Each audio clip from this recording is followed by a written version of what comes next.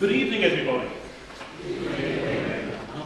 I've warned the congregation that when Troy preaches, he's not preaching tonight, so you can relax, but people that come into church, when Troy preaches, he starts off with, if you love the Lord this afternoon, say amen. He did this in the Edinburgh church some years ago, and there was just this horrified silence. So be warned if you're coming to church tonight. For those who don't know me, my name is Andy Brewston. I'm the pastor of the Metropolitan Community Church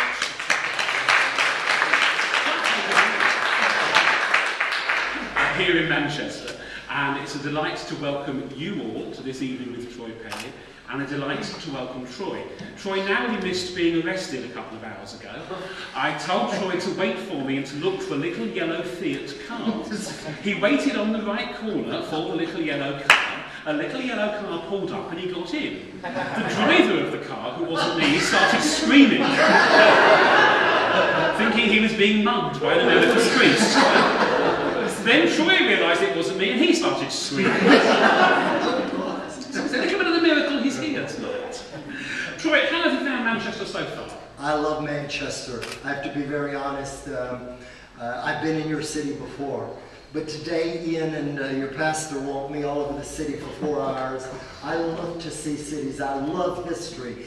And being able to go down and to do that was just incredible for me. And I just thank God you're one of the few cities. Now, this is a strange thing. I was telling Andy. What I remembered here was the statue of Abraham Lincoln. During the middle of the Civil War in our nation, Great Britain sided with the South. The city of Manchester did not.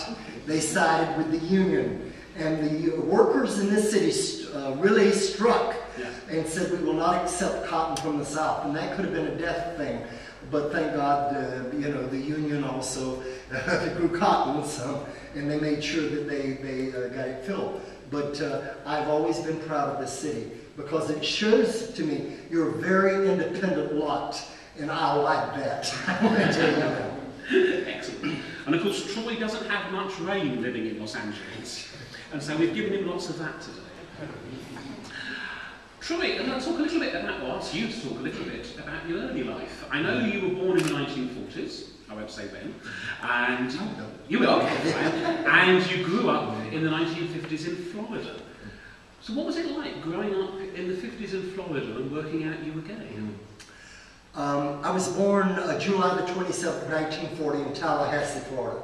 It was the capital of our state, but it was the capital because in 1820, after the U.S. bought Florida from Spain, they immediately said, where's the state capital going to be? There's only 2 cities in Florida of any size.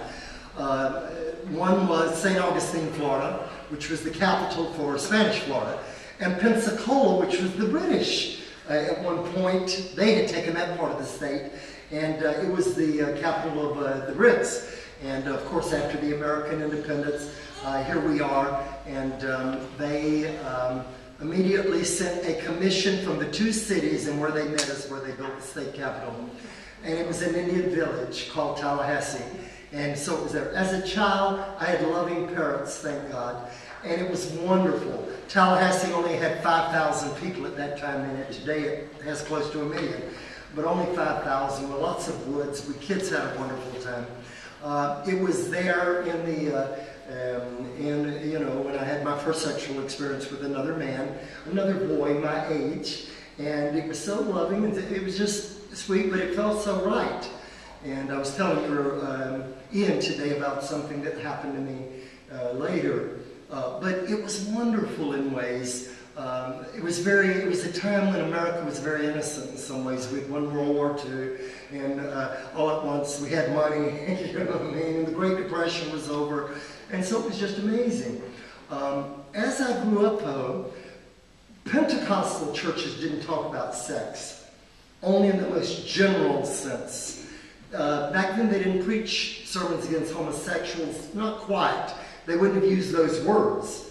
But me, I didn't even know it was a sin, as the church said it at that time as a child.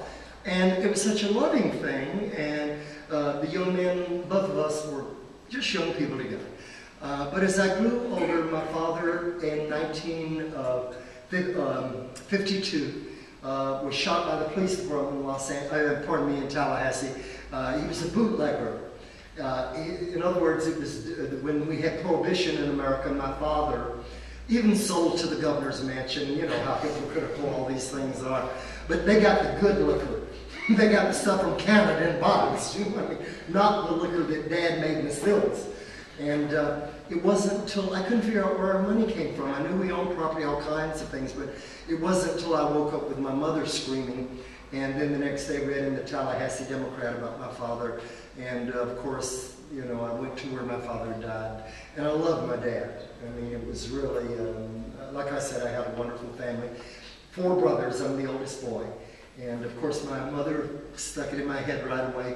You've got to be a daddy to your brothers. You've got to help me raise your brothers. And I took that so seriously. So later, when I came out, my brothers were the most supportive in the world. My mother was, if there's a saying in MCC, my mother was the first heterosexual to join Metropolitan Community Church. My mother said, I didn't know I was a heterosexual till I joined the church. I'd never heard the word before. And Mother was a little country girl from the South, but I was so proud. My mother, I took her all over the world, including Great Britain. And if there's a saint, my mother's tombstone on it says Edith Allen Perry, 1916-1989, mother of Troy, Eugene, Jimmy, Jack, Jerry, and thousands of her children in the Universal Fellowship of Metropolitan Community Churches who call her mom. And it was just incredible that I had this. But I had a divided family on religion. Now I can talk all day, so stop me. I've over-answered this question. My next question is going to be,